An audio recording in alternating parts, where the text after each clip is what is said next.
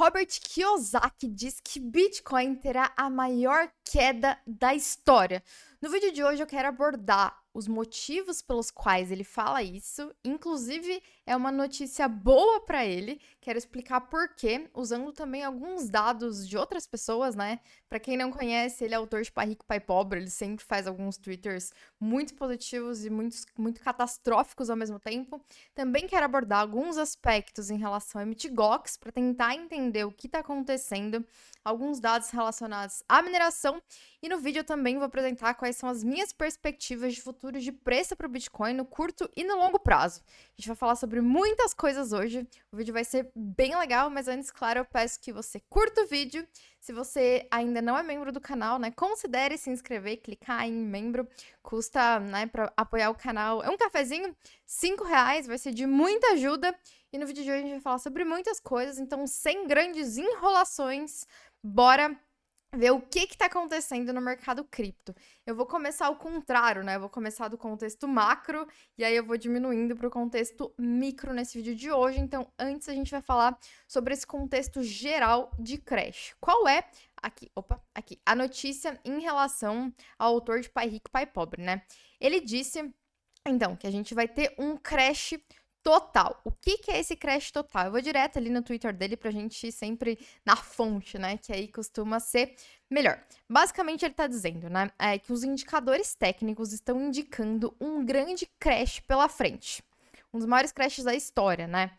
E aí, não só em relação ao Bitcoin, mas em relação às ações, aos títulos, ao ouro, à prata, ao Bitcoin, vai ter um crash geral. E para ele, isso é uma boa notícia, porque isso vai dar uma chance, né, de comprarmos em barganhas, né, de comprar a um preço realmente baixo. E aí, na perspectiva dele, né, os gráficos também indicam que no longo prazo vai ter um mercado de alta, e o mercado de alta daí não para tudo, mas especificamente na perspectiva dele, para o ouro, para a prata e para o Bitcoin, e que nesse momento, né, então, a nossa paciência será recompensada, né?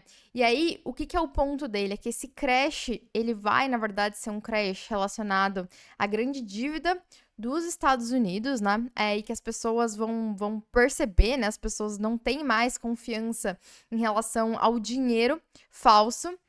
E aí, assim como a gente já viu acontecer, né, com outras moedas que deixaram de existir, a gente vai ver isso acontecendo com o dólar. E aí, isso vai gerar, né, uma grande alta para o Bitcoin. Ele cita aqui em algum momento aqui, que ele acha que o mercado de alta vai se iniciar no final de 2025, né? Então, a gente vai ter meio que um colapso geral do sistema. E aí que depois de tudo crashar, né, e digamos que o dólar deixar de ser considerado uma reserva de valor, nós vamos ver altas exponenciais, né, no ouro, na prata, no Bitcoin. E aí ele fala, né, o ouro pode chegar a 15 mil dólares por onça, né, a prata pode chegar a 110 e o Bitcoin a 100 a 10 milhões por criptomoedas, e que agora, né, é o momento, então, de ter calma, o preço vai cair, mas a gente vai ter uma chance de comprar, porque depois vai subir. Tem um aspecto, né, que assim, se o dólar, ele entrar em erosão, tipo, o ouro poderia chegar a 15 mil dólares, mas seria um valor muito menor se a gente visse a erosão daquela moeda, né? Então, assim, seria possível, por exemplo, ver o Bitcoin a 10 milhões, mas 10 milhões não valeria o que 10 milhões valem hoje, né? E assim, esse cara. Opa, desculpa. Ele é conhecido por algumas análises catastróficas, digamos assim, né?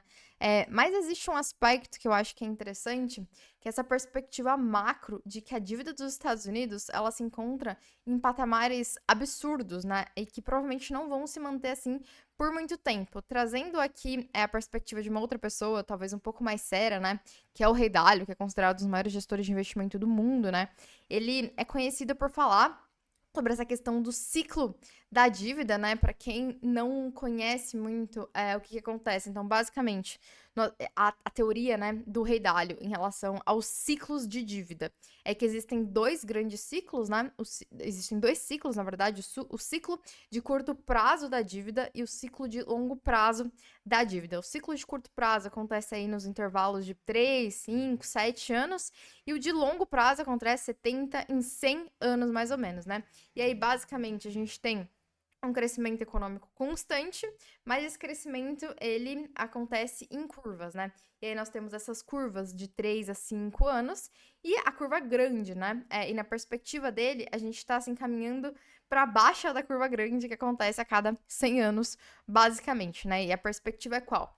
Nós temos, então, esses pequenos ciclos, né, que são direcionados muito pelo aumento da taxa de juros ou pela queda da taxa de juros. E aí o ciclo basicamente é, no presente, quando a taxa de juros ela está baixa, as pessoas se sentem confortáveis para se endividar, para endividar o eu delas do futuro, né? Só que aí quando chega nesse futuro, nós temos vários eus do futuro que estão endividados e por isso eles precisam gastar menos e pegam menos empréstimos, e aí nós temos uma recessão, né? Que acontece. E aí ele faz uma diferença entre recessão e desalavancagem da economia do geral, né? Que é, então, a gente tem essa recessão e aí depois a gente tem um aumento, uma diminuição da taxa de juros, fazendo com que fique mais barato pegar empréstimo e esse ciclo recomeça, né? Porém, à medida em que isso acontece durante muito tempo, a gente tem um aumento geral da taxa da dívida de uma nação e chega um momento em que isso se torna insustentável, né? Nesse texto especificamente aqui, é um texto bem legal, vou deixar o link nos comentários, é um texto um pouco grande, né? Mas ele tá falando que existem algumas características que formam essa The Big Old Cycle, né? O ciclo grande. E aí, basicamente, né, ele fala que é essa criação desse débito, né, a dívida dos Estados Unidos sendo muito grande, os Estados Unidos, inclusive, imprimindo dinheiro para comprar a própria dívida, né, e aqui tem um aspecto curioso em relação ao momento que a gente está agora, porque a taxa de juros dos Estados Unidos subiu muito, historicamente nunca tinha subido tanto, né, e tão rápido, e aí agora os Estados Unidos precisa diminuir essa taxa de juros, inclusive porque quando ele tem a dívida dele, ele também paga os juros, né? E com mais altos juros, mais difícil para o próprio governo pagar a própria dívida. Mas o que acontece? Nesse momento, como ninguém está muito confiante nos Estados Unidos, as pessoas querem taxas de juros maiores para continuar comprando os títulos, né? E aí os Estados Unidos precisa derrubar a taxa de juros para conseguir gerar estímulo na economia e para que ele mesmo possa pagar a dívida dele. Mas, ao mesmo tempo, ele não pode muito derrubar, porque as pessoas já não estão querendo comprar os títulos da dívida, né? E se ele baixar, vão querer comprar menos. Então, é uma situação super paradoxal nesse momento, né? Então, nós temos essas questões relacionadas à dívida. Aqui até um gráfico para vocês terem noção da amplitude, né? Historicamente, as dívidas dos países, elas aumentam nos períodos de guerra, né? Ou nos momentos, por exemplo, como a pandemia. Nós temos uma inflada muito grande em relação a essa dívida, né? Aqui, por exemplo, na Primeira Guerra Mundial, Segunda Guerra Mundial, e aí nós temos, então, esse pico, e aí depois gera, né, essa desalavancagem, né, que é o termo especificamente que o Rei Dalio usa, né? Desalavancagem na economia. Então, uma super expansão, desalavancagem, super expansão, uma grande desalavancagem, né? E nós tivemos uma grande, mas muito grande mesmo, expansão e aumento da dívida relacionado à pandemia, né? E a perspectiva dessas duas pessoas, né, do autor do Pai Rico, Pai Pobre e do Rei Dalio, é que provavelmente a gente vai ter uma queda, que é uma projeção, tá? Então, por isso que ela só sobe, uma projeção de o que aconteceria se a dívida continuasse subindo na medida em que ela tá agora. Mas a perspectiva desses autores, né, a gente se encontra exatamente aqui, é que provavelmente a gente vai ter um período de grande queda, né, relacionado a essa dívida. E aí, qual que é a perspectiva interessante dos dois autores, né? Existem vários conceitos aqui, tá, gente? É um texto bem grande, explicando cada um desses pontos. Depois vocês lendo, eu vou ler aqui agora, senão ficaria um vídeo só pra isso, né? Mas a perspectiva do Rei Dalio é que a gente tá bem no pico dessa onda de longo prazo e que isso provavelmente vai gerar transformações estruturais na economia, né? Não é só uma recessãozinha, só uma queda, é uma transformação. E aí, nessa transformação, nós temos, né, a China e a Rússia, que estão se posicionando, né, como grandes players, e aí é sempre até vir com a trancinha em homenagem aos mongóis, né, Não sei se vocês sabem, né? Mas o Império Mongol foi o maior império em extensão do mundo e hoje ninguém sabe quem é. Inclusive, uso o termo mongol até de uma forma um pouco pejorativa, né? Mas acho que não existe. Eu, particularmente, não acredito no conceito de grande demais para quebrar. Né? Existem inúmeros dados que mostram o enfraquecimento geral da economia dos Estados Unidos. Nunca os títulos foram menos interessantes do que eles são agora, por exemplo, né? Nós temos, em 2022, foi o ano em que os governos centrais mais compraram ouro dos últimos 55 anos. Nós temos uma queda em relação ao número de países que estão usando dólar como reserva de valor, estão indo para moedas alternativas. Tem essa notícia que até ia falar no final, mas deixa eu já falar agora. Essa notícia aqui, né? Por exemplo, o Banco Central da Rússia, né, tá recomendando que as empresas usem criptomoedas, né, para driblar as sanções relacionadas aos Estados Unidos. Para quem não sabe, a Rússia não é assim super favorável também a criptomoedas, mas estão dizendo para as empresas, principalmente, usem, né, usem as tecnologias para driblar as sanções econômicas, né? A União Europeia, ela acabou de publicar, né, um novo pacote de sanções, então essa foi uma resposta a isso. Então existe esse cenário, né, em que provavelmente a gente vai ver grandes transformações estruturais acontecendo. E aí a pergunta é, o que vai acontecer com o Bitcoin? Né? No curto prazo, obviamente, que um grande crash tende a fazer com que o Bitcoin também entre, né, tenha esse crash. Mas aí a questão da perspectiva de longo prazo, né? A perspectiva, por exemplo, do autor de Pai Rico, Pai Pobre, é que depois desse grande crash, novas all-time highs realmente relevantes, né? E aqui tem dois pontos que eu acho que é importante, né? Esses autores também, né? Tanto o Rei Dalio quanto o Pai Rico, Pai Pobre, eles estão alertando essa crise, né? Digamos, há algum tempo. Esse texto do Rei Dalio, especificamente, que eu mostrei pra vocês, é de 2013, né? Então, assim, existe essa perspectiva, mas com mais rico você é, mais conservador você tende a ser, né? Então, o trabalho do Rei Dalio é ser também o mais conservador de todos. Ele já fez um patrimônio gigantesco, então ele sempre vai precisar estar nessa posição defensiva. Mas eu acho que sim, a gente está à beira de transformações econômicas estruturais muito, muito, muito grandes. A gente precisa estar muito atento a isso também, tanto no curto prazo, né? Porque isso pode gerar realmente um crash muito grande, e por isso que é importante não estar alavancado, por isso que é importante ter liquidez, por isso que é importante considerar um cenário de um crash inesperado no meio de um ciclo de alta, né? Então é importante que a gente, mesmo tendo uma perspectiva de longo prazo muito positiva em relação ao Bitcoin, que a gente tenha no nosso roadmap a possibilidade desse tipo de coisa acontecer. Tá? Então, esse aqui acho que é importante, assim, me sentir um pouco angustiada lendo essas matérias, e acho que é importante dizer sobre isso. Mas agora eu quero falar especificamente sobre o cenário de curto prazo do Bitcoin relacionado a Mt. Gox, relacionado à Alemanha e aos mineradores, tá? Vamos lá. Então, um primeiro ponto, né, que eu acho que é interessante. Então, basicamente, o que aconteceu? Nós tivemos, né, o anúncio oficial no dia 5, né? Ontem, basicamente, a Mt. Gox publicou que iniciaria o pagamento dos seus respectivos credores, né? E também anunciou que seria feito em partes, não vai ser feito de uma vez só, né? Ela falou, então vai ter o primeiro pagamento e depois, quando alguns critérios forem preenchidos, seguiremos com o segundo pagamento. A segunda parte do pagamento, né? Não teve muitas informações, mas basicamente, então, a gente teve essa notícia, acho que a maior parte de vocês já sabe, mas a Mt. Gox era a maior exchange do mundo há 10 anos atrás, tinham 850 mil bitcoins, foram hackeados, perderam, conseguiram recuperar 200 mil e atualmente tem 140 e um pouquinho mil bitcoins, 142 mil bitcoins, né, para ser distribuídos. E aí, tem alguns pontos, né? 142 mil bitcoins. É muito bitcoins, mas tem alguns poréns importantes nesse processo. Quais são os poréns? Esse aqui também, vou deixar também na descrição, é uma análise bem interessante em relação ao cenário da Mt. Gox, né? Mas o que a gente sabe é que desses 142 mil bitcoins, provavelmente só 75 mil bitcoins vão ser distribuídos. E por que a gente sabe disso? Né? São algumas, na verdade, não é que a gente sabe com certeza, são algumas suposições. E tem uma parte, porque, né? de todo esse montante, né? Deixa eu ver se eu até acho aqui no texto aqui.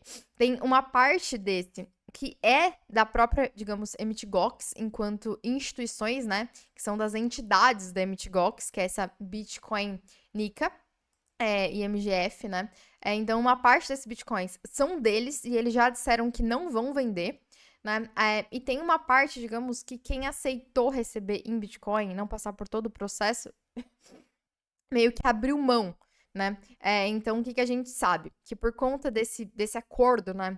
Que 75% dos credores aceitaram, isso diminui já o valor total para 45 mil bitcoins, para 95 mil bitcoins, e desses 95 mil bitcoins, 30 mil bitcoins são das instituições da MTGOX, né? E aí sobra esses 142, não, esses 75 mil bitcoins para serem distribuídos.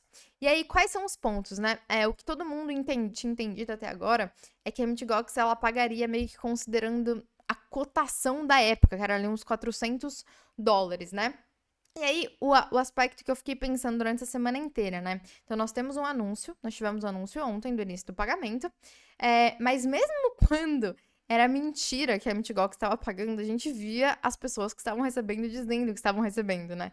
Pra quem não sabe, então, essa história tem 10 anos, né? E durante esses 10 anos, eu tô há 8 no mercado, durante esses 8 anos eu via notícias da MTGOX sempre, e sempre tinha alguém falando que tinha recebido, mesmo que não tinham pago, né? E eu pensei, cara, ontem que foi verdade, a gente não viu ninguém sendo pago, ninguém falou que tinha sido pago.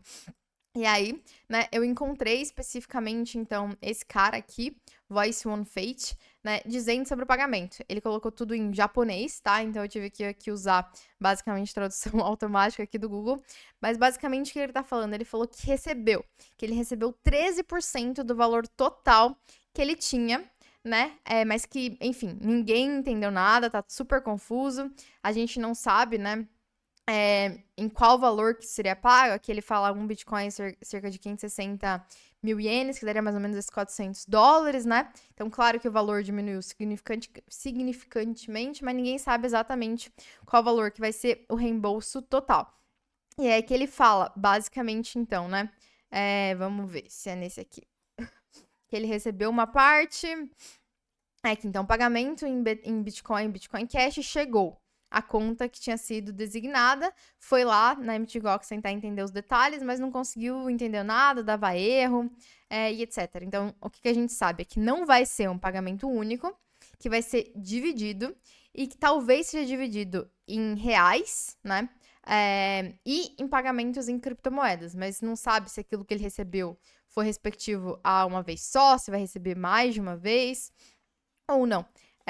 E aí, esse que eu já tinha lido em relação ao valor de mercado, é que ele fala desses 13% que ele recebeu, né? Então, em relação ao que ele tinha no início, ele recebeu 13%, né? E aí ele deu exemplo. Então, por exemplo, se você tivesse um Bitcoin, né? Na época, receberia 0,13 Bitcoin. E que, né, muito provavelmente eles não vão receber 100% do que eles tinham. E aí, o que a gente sabe, né, é que existiram vários acordos que foram feitos ali, né, com esses respectivos credores. Alguns aceitaram os termos, alguns não, mas muitos deles vão receber direto em cripto, né, então não vai ter a liquidação.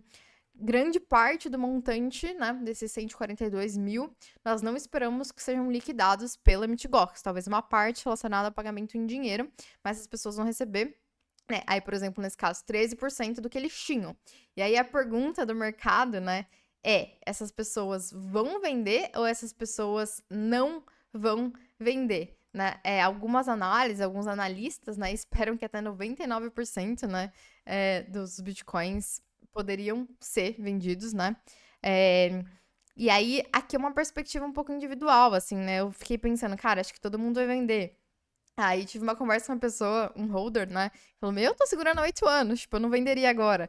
Né? Então, acho que varia muito de quem são essas pessoas. Não sei se 99%, acho que é um valor muito grande, mas ao mesmo tempo é 10 anos, né? Sem você ter acesso a esse dinheiro, e aí você tem acesso a esse dinheiro.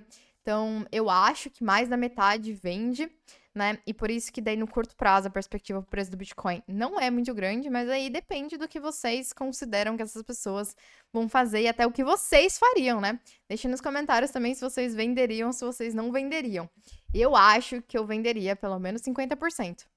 Né, disso, assim, depois de esperar 10 anos, por mais que eu esteja esperando há 8, né, um pouco paradoxal, mas eu acho que a perspectiva de não ter acesso, né, a esse dinheiro faz isso. Mas, enfim, é isso que a gente sabe, tá? Então, os pagamentos estão sendo feitos, ninguém sabe exatamente, ninguém sabe, na verdade, muitos detalhes, mas a gente sabe que os pagamentos estão sendo feitos.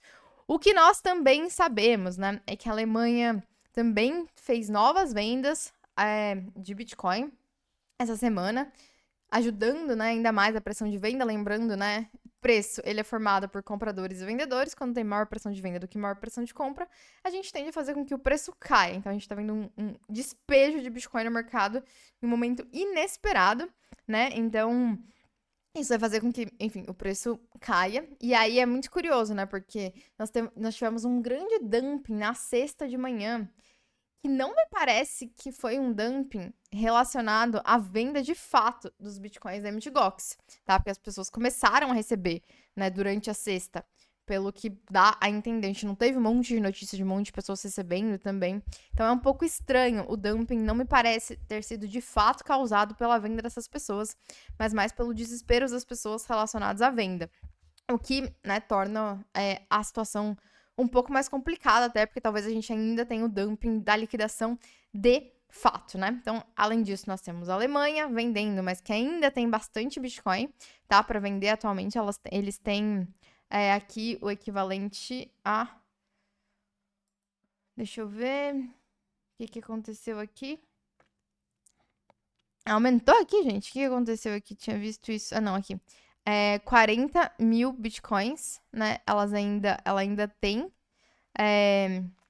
pra... Tá, o que aconteceu aqui? Deixa eu atualizar aqui, porque acho que tá... aqui, total de holders, isso. Agora sim, agora tá certo, né? Então, tinha 42, a gente tá com 40 mil bitcoins agora, né? Ela tava com 50, então ela já vendeu 10 mil bitcoins. E aí apareceu o Justin Sun falando que ia comprar. Apareceu aqui uma parlamentar falando para parar de fazer essa venda apressada, que eles deveriam usar para diversificar os tesouros contra a desvalorização da própria moeda. Aí a galera tá puta com o governo da Alemanha, mas é isso, se os caras quiserem vender também, né? É isso, não tem o que fazer. Que bom, na minha perspectiva, no longo prazo, isso é bom, né? Porque a gente tem esse processo de transferência de bitcoins da mão do governo para outros players, né? Além disso, nós temos a questão dos mineradores ainda, que continuam também fazendo uma grande pressão de venda para o Bitcoin, né? A F2 Pool disse que os equipamentos, tipo, não estão rolando, que ou eles precisam atualizar ou buscar novas fontes de energia, que grande parte dos mineradores estão operando no prejuízo. Nós tivemos, né, uma grande queda na taxa de hash rate que a gente não via há bastante tempo, então a pressão para os mineradores, principalmente considerando a queda atual, tá deixando a situação deles um pouco tensa, o que provavelmente vai fazer com que a gente tenha, né, a capitulação, uma continuação da capitulação dos mineradores que vão ter que desligar as máquinas, porque não tá dando, né? Aí eu quero mostrar só mais uma notícia para vocês antes de ir pro gráfico, né, pra gente ver quais são os níveis de preço que a gente pode esperar considerando esse cenário, inclusive, da liquidação ainda da Mt. Gox, continuação da liquidação do governo da Alemanha. Essa notícia, gente, eu achei tão chocante. O que aconteceu, né? Aqui eu não vou colocar o áudio pra vocês, mas basicamente a CNBC, essa semana, né, publicou dizendo que 3/4 dos empregos gerados nos Estados Unidos no último mês veio dos governos. E por que essa informação é completamente chocante? Uma das métricas mais usadas para entender se vai ter a queda na taxa de juros ou não é exatamente o mercado de trabalho. E se nós temos 3/4 das vagas que estão sendo criadas pelo governo, nós temos uma situação muito paradoxal. E paradoxal por 2 motivos. Primeiro, porque eles criam a métrica e eles mesmos bagunçam a métrica, e no final não teve nem emprego gerado praticamente, né? Então a gente teria um índice muito baixo para ajudar no argumento da queda da taxa de juros. mas que foi inflado pelo governo. Então, né, já é por si só uma situação maluca e absurda. Mas o segundo fato, na minha perspectiva, é que num cenário como a gente está agora, de aumento da dívida pública, a primeira estratégia, inclusive isso é uma coisa que o Rei Dalio fala bastante quando ele está discutindo esse cenário, dos ciclos, né, direcionados à dívida de curto prazo e à dívida de longo prazo, a primeira coisa que se faz é corte de taxa de juros. E essa métrica de 3/4% de todos os empregos dos Estados Unidos terem sido criados pelo governo demonstra um processo de aumento dos gastos públicos, né? Principalmente depois que a gente pagou o imposto, né? Então todo mundo pagou o imposto ali em maio, aí basicamente em junho a gente tem esse aumento exponencial. Então é um dado realmente triste, preocupante, que me deixa mais puta ainda com os governos e mais animada ainda com o Bitcoin, porque não dá pra uma situação dessa, né? Mas é isso. Passado essas notícias, vamos olhar um pouquinho pro gráfico, né? E ver o que a gente pode. Opa, aqui. O que a gente pode esperar. Na minha perspectiva, gente, tá aqui, já deixei traçado, tá? Quais são os suportes de preço, suportes mensais e semanais, né? Eu defino basicamente na minha análise, né? Então, suportes mensais, suportes semanais, olhando para o gráfico diário para a gente ver o que está acontecendo, né? E, infelizmente, ontem, o preço do Bitcoin, ele literalmente rompeu e teve todo o candle abaixo do suporte mensal dos 56 ali, basicamente 57 mil dólares. Então, me parece bem razoável que o preço vá, né, vir testar aqui o suporte da semanal de 52 mil dólares. Eu acho que assim, de longe, mais provável para mim, principalmente considerando essas liquidações, tá?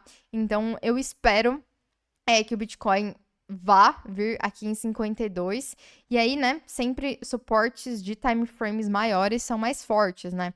Então, também vim testar aqui o suporte dessa área aqui, né, que é uma área, enfim, até um pouco mais granular, aqui dos 57, 56, 47 e 46 mil dólares, parece bem provável. A gente também pode traçar aqui uma retração de Fibonacci, tá?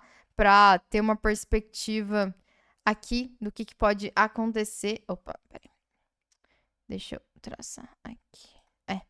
Para ver aqui o que pode acontecer, tá? Se a gente traçar, a gente tem, né, uma coincidência, inclusive, aqui. É curioso, né? Porque em Fibonacci, especificamente, aí nós temos o suporte aqui em 56, e aí não teria esse fechamento desse candle abaixo desse suporte, tá? Então, é uma boa notícia daí, né? Nós temos uma divergência de level aqui, que pode ser uma notícia boa, né? Então, isso aqui pode fazer com que o Bitcoin fique aqui. Mas nós temos um grande suporte em 0,6 de retração de Fibonacci aqui, né? Então, parece bem forte, assim, parece bem razoável que o preço realmente venha a testar esse nível aqui, né, dos 52 mil dólares, e também temos uma convergência do suporte mensal com a retração de FIBO de 0,7, fortalecendo, né, a tese aqui dos 47 mil dólares relacionados a esse cenário. E aí, depois disso, né, e inclusive com essa exaustão dessa liquidez do mercado, né, sendo vendido nesse mês de julho, por exemplo, né, para um início de agosto um pouco mais animado, se as situações e condições macro permitirem para nós isso, né? Então, a minha expectativa é essa. É claro que eu acho que, né, se você está numa situação confortável, uma continuação de DCA vale a pena, mas nesse momento especificamente, eu acho que a estratégia de pegar a faca caindo não necessariamente é a melhor, principalmente porque nós temos notícias que não são simplesmente notícias, né? Elas são fatos relacionados ao aumento da liquidez e do Bitcoin disponíveis da força vendedora. E a não ser que nós tenhamos, né, algo que pressione a força compradora, a tendência é que o preço caia, né? Então, eu especificamente acho que não é um bom momento para tentar pegar a faca caindo. Acho que dá para deixar a faca cair, depois a gente pega. E eu espero ali uma retração do Bitcoin para esses níveis, não sendo nada surpreendente isso acontecer, tá? É isso, pessoal. Deixem nos comentários o que vocês acham, se vocês acham que todo mundo da MTGOX vai vender, ou se não, o que vocês consideram nessa perspectiva macro em relação aos Estados Unidos. Estados Unidos está bem, never beat against America, ou se vocês acham que é possível que a gente realmente veja em vida, né, esse colapso dos Estados Unidos, assim como a gente viu o colapso dos mongóis, né, sendo o maior império do mundo. Quero saber um pouco da perspectiva de vocês e a gente se vê no próximo vídeo. Beijo!